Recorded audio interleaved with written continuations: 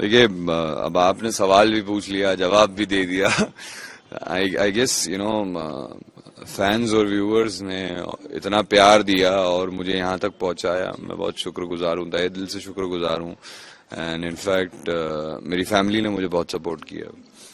And more than that, industry के लोग, मैं ज्यादा सोशल नहीं हूँ लेकिन लोगों ने बढ़ चढ़ के मुझे सपोर्ट किया और इतना प्यार दिखाया। So I am very grateful to have these people in my life and हमेशा शुक्रगुजार रहूंगा और बस यही प्रॉमिस कर सकता हूँ।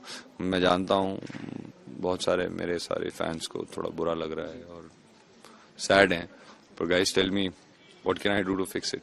बट सर, जब टॉप 5 तक लोग आते हैं और नहीं जीते तो कहीं ना कहीं लोग अपने आप को काम कर लेते, पर आप टॉप 2 में आए, सलमान सर के हाथ में आपका हाथ उठने ही वाला था पर करणवीर का उड़ गया, कहीं ना कहीं थोड़ा दुख तो हुआ होगा।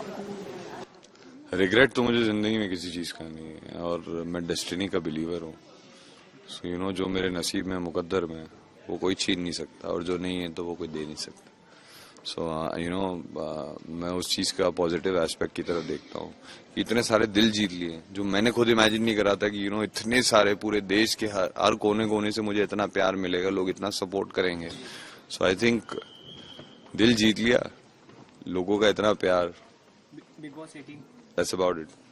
बिग बॉस 18 के विनर करणवीर, उनसे लास्ट में आप लोगों में इतनी अच्छी बॉन्डिंग हो गई कि उन्होंने बोला कि विवेन हमेशा मेरी फ्रेंड रहेंगी, बट गेम के दौरान उतनी अच्छी बॉन्डिंग नहीं दिखी, तो आगे हम कैसी आपकी बॉन्डिंग देख सकते हैं? देखिए, मैं यूजुअली जो इंसान हूँ, मैं किसी के अगेंस्ट ग्रज होल्ड करता नहीं हूँ और मैं फॉल्स कमिटमेंट्स देता नहीं हूँ। अगर कमिटमेंट दूंगा तो टिकूंगा। तो सोशली मैं किससे क्या फ्यूचर में मिलने वाला हूँ, नहीं मिलने वाला हूँ, ये मैं आज कैसे बता दूं।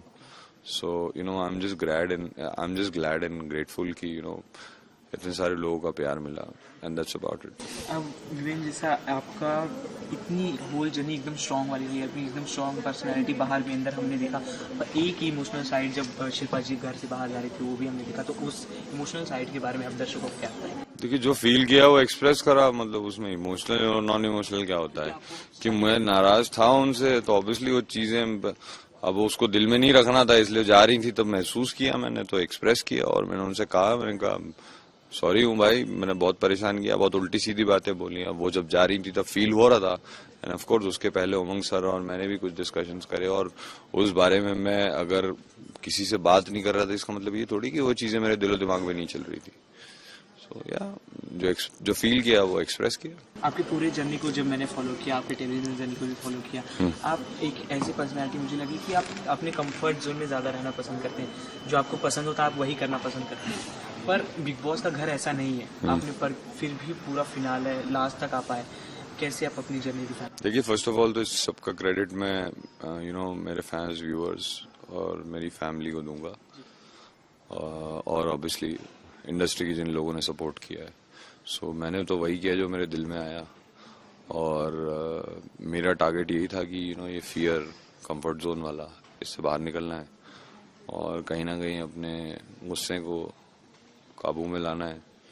गुस्सा हर किसी में होता है, बस फर्क इतना है कि हमको जब होता है वो न्यूज़पेपर में आ जाता है। Thank you so much. Thank you. I just love you all guys and please don't be sad. I know how you feel. Just tell me what can I do to fix it.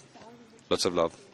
जैसे कि मैं सो रहा हूँ तो पिताजी को जगाना है मुझे, तो वो डायरेक्ट उठाने के बजाय, और हिंसा की परंपरा मेरे यहाँ नहीं थी सौभाग्य से, तो वो क्या करते थे कि उस कमरे में आ जाएंगे या बाहर से गुजरेंगे और चौपाई बोलेंगे, प्रात काल उठ गए रघुनाथा,